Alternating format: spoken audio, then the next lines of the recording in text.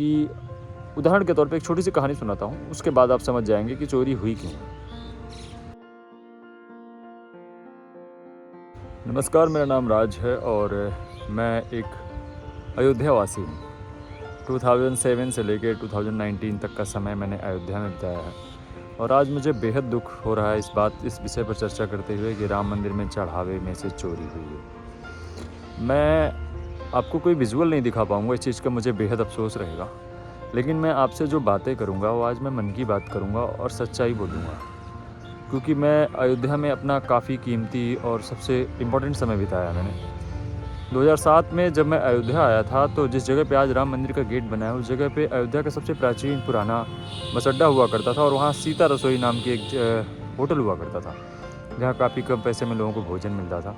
मैंने अयोध्या का डेवलपमेंट वहाँ से लेके राम मंदिर बनने तक का देखा है और बेहद दुख के साथ मुझे बताना पड़ रहा है कि राम मंदिर बनने के कुछ ही महीने बाद मैंने अयोध्या से नाता तोड़ लिया और मैं अब उत्तराखंड में इन पहाड़ों में रहता हूँ और सुबह शाम यहाँ पहाड़ों की देखता हूँ। मैं आज आपसे अपने मन की बात कहना चाहता हूँ, जो मैंने खुद रियलाइज़ किया, जो मुझे लगता है कि राम मंदिर के पीछे चढ़ावा चोरी के मामले में 8 लोग दोषी साबित हुए हैं और उन 8 के खिलाफ़ क्या कार्रवाई करनी चाहिए जो उचित है।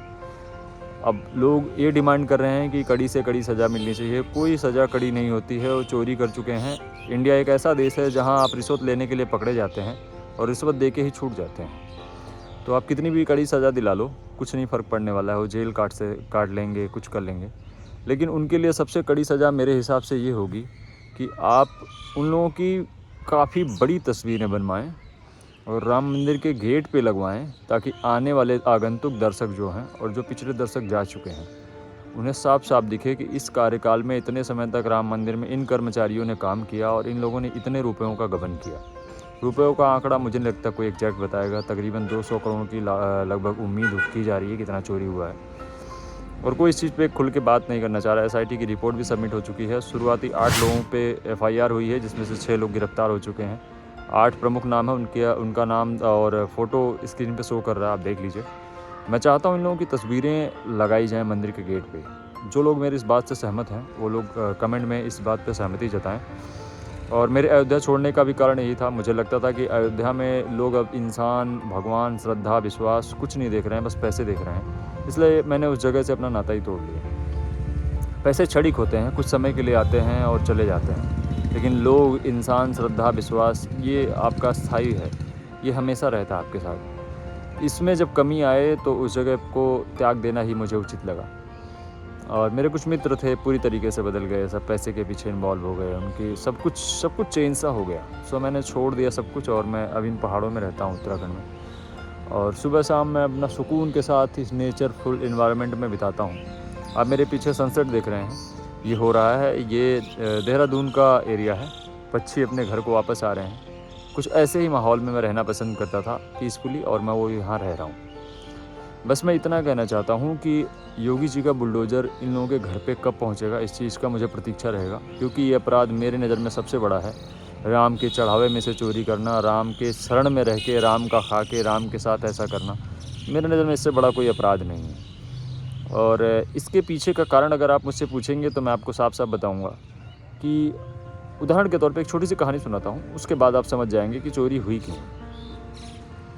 एक आदमी एक छोटी सी बच्चियाँ खरीद के ले आता है, उसका पालन पोषण करता है, उसे बड़ा करता है, कुछ समय प्रतीक्षा करता है, 1-2 साल उस पर समय देता है, उसकी सेवा करता है, फिर उसका गर्भाधान होता है, फिर उसकी एक बच्चिया होती है, एक बच्चा होता है, उसका दूध निकालता है, उसकी दही बनाता है, उसका मक्खन निकालता है, उसको जलाता है, फिर उससे घी निकालता है। राम मंदिर के आंदोलन में जो लोग रहे, इस बच्चिया को शुरू से पालने से लेके घी बनने तक के प्रोसेस में रहे, और जब राम मंदिर में पदभार देने का समय आया, कर्मचारियों को जगह देने की समय आई, तो आंदोलन से संबंधित लोगों को पूछा नहीं गया। इन लोगों को पकी पकाई घी मिली और इन्हें राम केवल एक एसेट लगे, तब चोरी कर लिए। जो लोग राम के अस्तित्व को समझेंगे, जो लोग राम से जुड़े हैं, जो राम का केवल मतलब भी समझते हैं, वो लोग इस काम को कभी जीवन में कर ही नहीं पाएंगे।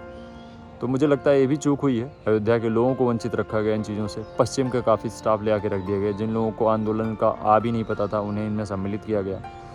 और भी बहुत सारी चीज़ें, बहुत सारी कमियां हैं। मैनेजमेंट रखने के टाइम पे बहुत सारी चीज़ें देखनी होती हैं, कौन आस्तिक है कौन नास्तिक है। नास्तिक लोग ही ऐसा अंजाम दे सकते हैं। आप एक नास्तिक को एक धार्मिक स्थल पे जो इतना महत्वपूर्ण है, जो पूरे विश्व में विख्यात है, राम मंदिर बनने के बाद युवाओं में स्पिरिचुअलिटी बहुत तेज़ी से बढ़ी, एक बूस्ट आया, युवा लोग धार्मिक कंटेंट बनाने लगे, काफ़ी कुछ परिवर्तित हुआ राम मंदिर बनने के बाद।